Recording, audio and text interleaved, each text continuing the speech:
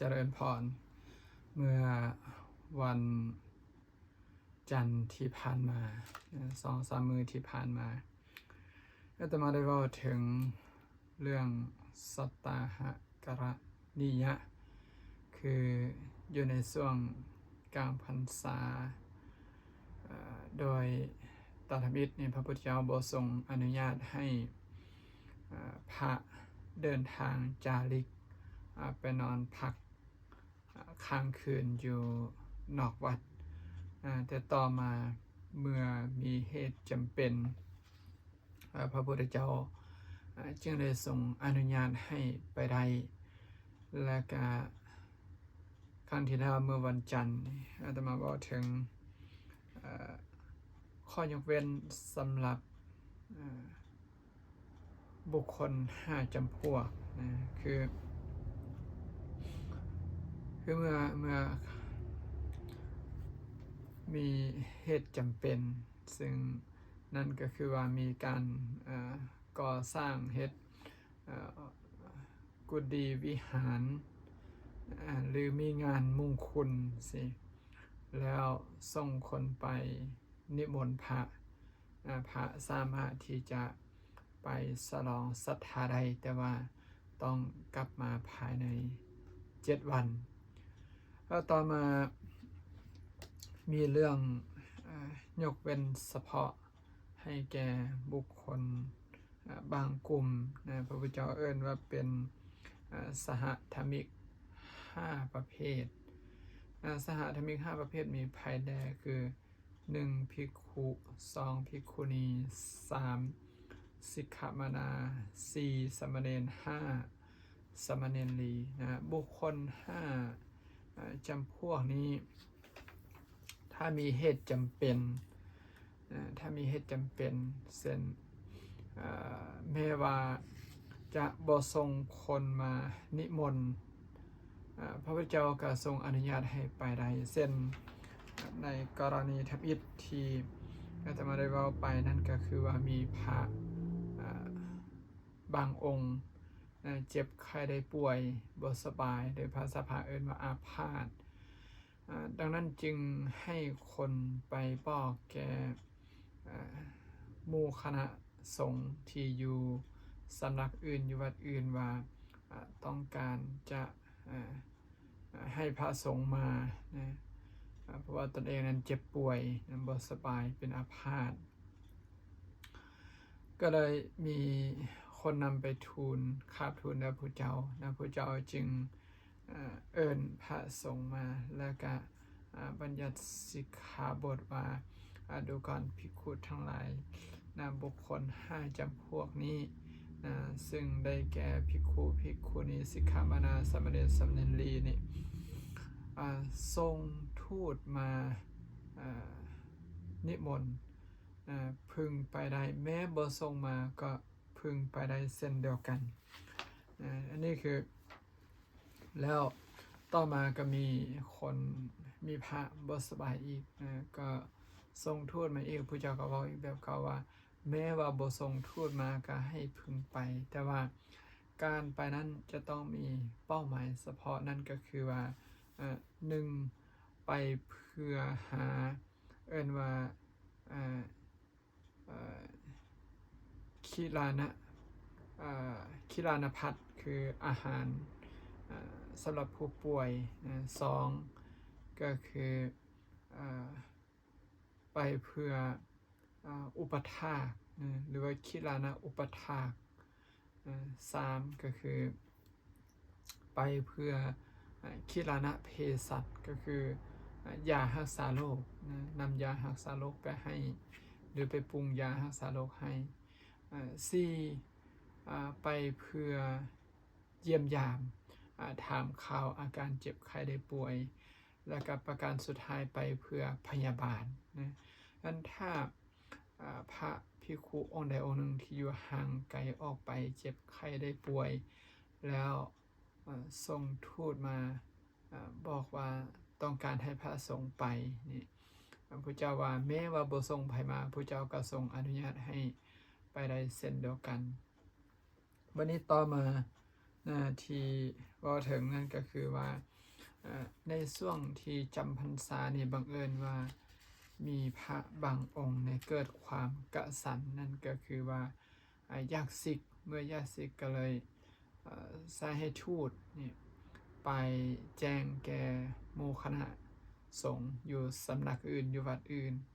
ว่าตนเองต้องการมาของคณะสงฆ์งั้นทูตนี่ก็ได้ไปพอไปครับพระเจ้าก็ทรงอนุญาตให้อีกว่าแม้ว่าจะบ่ทรงทูตมานะพระพุทธเจ้าก็ทรงอนุญาตให้พระสงฆ์ไปเพื่อที่จะระงับความกระสันอยากจะสิทธิ์ของพระองค์นั้นหรือไม่ว่าจะไปสาธยายธรรมไปเทศไปให้คำปรึกษานี่เพื่อระงับความกระสันของพระองค์นั้นใดต่อมานอกจากความกระสันและก็เกิดความรำคาญนะเมื่อจำพรรษาไปในเกิดความรำคาญเมื่อเกิดความรำคาญก็เลยอาราธนาให้พระสงฆ์จากสำนักอื่นจากวัดอื่นนี่ไปหาพระเจ้าก็บอกว่าแม้ว่าในกรณีนี้แม้ว่าจะประทรงทูตมาถ้าหู้นี่พระพุทธเจ้าก็ทรงอนุญาตให้ไปเพื่อที่จะไประงับไปบรรเทาความรำคาญเพื่อที่จะหรือว่าไปเพื่อที่จะแสดงธรรมเพื่อบรรเทาความรำคาญของพระองค์นั้นแต่ว่าในการไปนั้นจะต้องกลับมาภายใน7 วันนะทีนี้ต่อมาเมื่อนี้จะเว้าเพิ่มเติมนั่นก็คือว่ามีกรณีเพิ่มเติมเช่นในหนังสือนี่เพื่อนได้เขียนเอาไว้ว่าดูก่อนภิกขุทั้งหลายอันหนึ่งความเห็นผิดบังเกิดขึ้นแก่ภิกขุในศาสนานี้ถ้าเพื่อนจะพึงทรงทูตไปในสำนักของภิกขุทั้งหลายว่าความเห็นผิดบังเกิดแก่ข้าน้อยแล้วขออาราธนาภิกขุทั้งหลายจงมาข้าน้อยปรารถนาการมาของภิกขุทั้งหลายดูก่อนภิกขุทั้งหลายแม่เมื่อเพิ่นบ่ได้ทรงทูตมาก็พึงไปด้วยสัตตหกรณียใดอาจจะต้องกล่าวไปใหญ่เมื่อเพิ่นทรงทูตมาพึงไปด้วยตั้งใจว่าจักเปื้องความเห็นผิดหรือจักวานภิกขุอื่นให้สวยเปื้องหรือจักกระทำธรรมิกถาให้แก่ภิกขุนั้นแต่ต้องกลับภายใน7 วันนั่นก็คือหมายความว่าบางเทื่อนะเวลาจำพรรษาไปนี่ก็จะมีหลายมุมมองหลายความคิดหรือเกิดความวิตกอย่างต่างๆขึ้นมามีความเห็นผิดขึ้นมานะนั่นเพื่อป้องกันบ่ให้ตนเองนั้นมีความเห็นผิดกลับมาเป็นเห็นถูกงั้นก็สิ่งหนึ่งที่จะเฮ็ดได้ก็คือนิมนต์พระไปอันนี้ไปเพื่อระงับสิ่งเพื่อให้ได้ตนเองเพื่อระงับความเห็นผิดนี่พระเจ้าก็ทรงอนุญาตว่าแม้ว่าบ่ทรงทูตมาก็อนุญาตให้ไปได้เช่นเดียวกันแต่จะต้องกลับมาภายใน7 วันนะต่อมาก็คือเพื่อได้กล่าวว่าดูก่อนภิกขุทั้งหลายอันหนึ่งภิกขุในศาสนานี้เป็นผู้ควรซักข้อหาอาบัติเดิมเป็นผู้ควรซักข้อหาเป็นผู้ควรซักข้อหาอาบัติประมาณดูก่อนภิกขุทั้งหลายภิกขุในศาสนานี้เป็นผู้ต้องคฤกาบัติควรอยู่ปริวาสคฤกาบัติก็คืออาบัติที่หนักในหนังสือที่มาสอเห็นนั่นก็คือว่าเพิ่นแบ่งเอาอาบัตินี่แบ่งเป็นสองประเภทหลักๆนำกัน1คือคฤกาบัติ2คืออนาบัติคฤกาบัตินี่คืออาบัติที่หนักซึ่งประกอบมีปาราชิก4และก็สังฆาทิเศษปาราชิกกับสังฆาทิเศษอันนี้เป็น อาบัติที่หนักเอิ้นว่าเป็นครุกาบัติทีนี้เมื่อคิดว่าตนเองนั้นต้องครุกาบัติเพื่อที่จะอยู่ปริวาสนั้นถ้าทรงทูตไปในสำนักของภิกขุทั้งหลายว่าขน้อยนะมีความต้องการมีขน้อยว่าขน้อยเองต้องครุกาบัติควรอยู่ปริวาสขออาราธนาภิกขุทั้งหลายจงมาขน้อยปรารถนาการมาของภิกขุทั้งหลายดูก่อนภิกขุทั้งหลายแม้เมื่อเพิ่นบ่ได้ส่งทูตมาแต่ก็อนุญาตให้ไปด้วยสตหกรณียะใดจะต้องกล่าวเป็นไงเมื่อเพิ่นส่งทูตมาดังนั้นคือในกรณีก็เช่นเดียวกันว่าแม้ว่าพระองค์นั้นที่ต้องครุกาบัตินะแล้วต้องการจะอยู่ปริวาสนี่แม้ว่าเพิ่นบ่ส่งทูตมานิมนต์ให้พาไปนะถ้าฮู้ก็ไปได้แล้วก็ต่อมาเพิ่นให้เหตุผลว่าไปเพื่อที่จะคนขวายให้ปริวาสนะหรือสวยสวดหรือจักเป็นคณะปุรกะนะต้องแต่ว่าต้องกลับภายใน7 วันก็คือเท่าที่เราเห็นนี่เป็นประจำก็คืออยู่อเมริกาในบ่ค่อยมันนะแต่ว่าอยู่เมืองไทยจะเห็นมันว่าเพิ่นจัดปริวาสเป็นทุกปีแล้วก็ปีหนึ่งก็มีหลายสำนักนั่นก็คือเพื่อพระสงฆ์องค์เจ้าที่เป็นอาบัติหนักนะเป็นครุกาบัติก็คืออาบัติหนักนะซึ่งอีกหนึ่งเส้นสังฆาทิเศษนะอาบัติประเภทนี้จะต้อง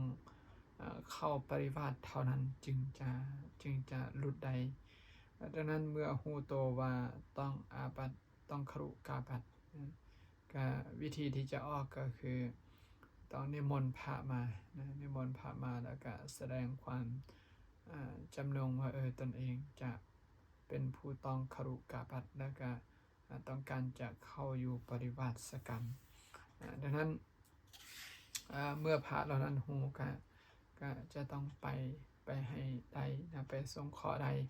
แม้ว่าจะบ่ส่งคนนิมนต์มาก็ตาม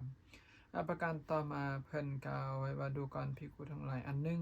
ภิกขุในศาสนานี้เป็นผู้ควรซักเข้าหาอาบัติเดิมคิดว่าเมื่อเข้าสู่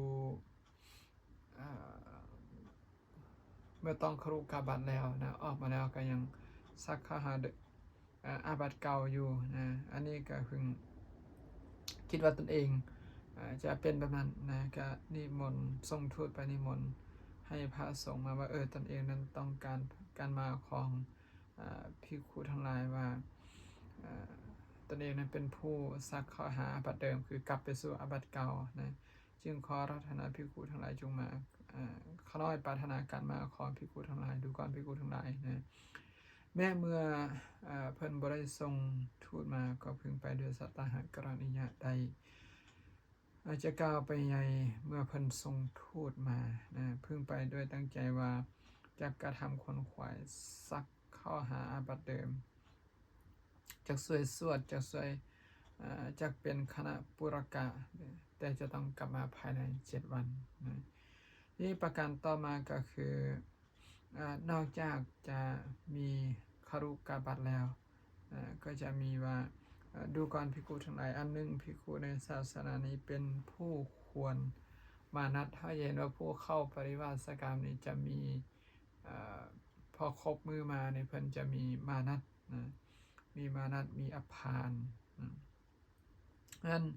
เมื่อฮอดมือที่จะควรมานัดแล้วเพิ่นก็จะส่งทูตไปนะในกรณีเพิ่น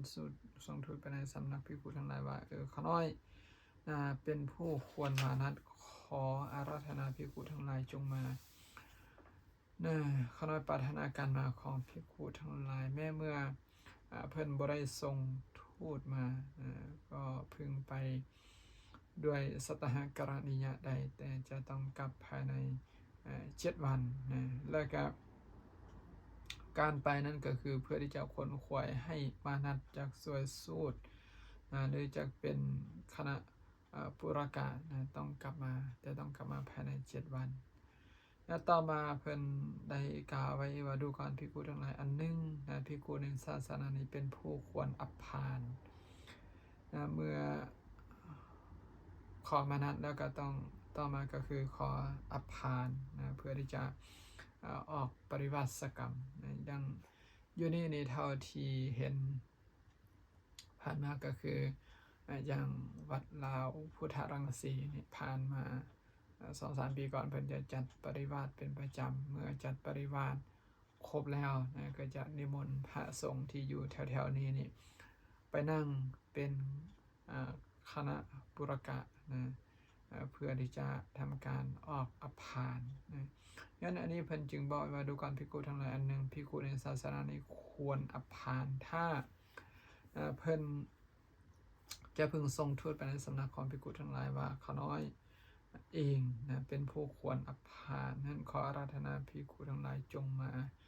เขาน้อยปรารถนาการมาของภิกขุทั้งหลายพระเจ้าบอกว่าดูก่อนภิกขุทั้งหลายแม้เมื่อเพิ่นบ่ได้ทรงทูตมาก็พึงไปด้วยสัตตหกรณียะใดจะกล่าวไปยังเมื่อเพิ่นทรงทูตมาพึงไปด้วยตั้งใจว่าจะทำการคนขวายให้อัปพานจากเสื้อเหลือ